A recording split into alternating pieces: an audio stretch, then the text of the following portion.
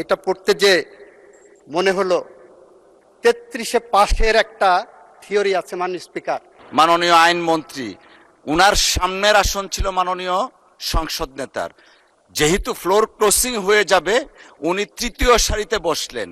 So এইটা আমি একটা এক্সাম্পল দিচ্ছি towards all the others honourable member. Let us learn on the law, এটা আমরা বলেছি। এখানে কোথাও জুলাই জাতীয় সনদ যেটা 33টি রাজনৈতিক দল স্বাক্ষর করেছিলেন, তার কোথাও নাম চিহ্ন এখানে নাই মাননীয় স্পিকার। এটা পড়তে যে মনে হলো 33-এ পাশের একটা থিওরি আছে মাননীয় স্পিকার। এই যে আমরা 33-এ পাশ পরীক্ষা করি না, আমাদের দেশে এক্সামিনেশন সিস্টেমে 33-এ পাশ, এটা পড়তে যে মনে হলো কি আমি 33-এ পাশের স্টেজে আছি। 33-এ পাশ আসলো 1858 সালে।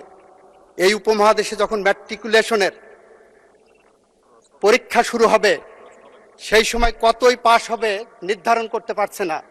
তখন ব্রিটিশ শাসক ছিলেন, ব্রিটিশদের কাছে পাঠানো হলো যে 33-এ কততে পাশ হবে।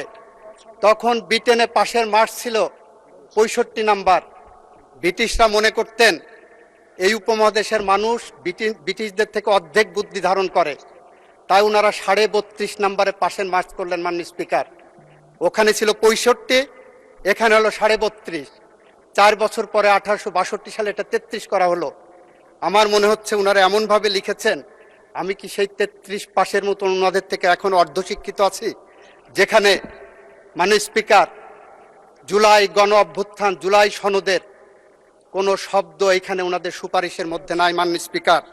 এটা অত্যন্ত দুর্ভাগ্যজনক এবং দুঃখজনক।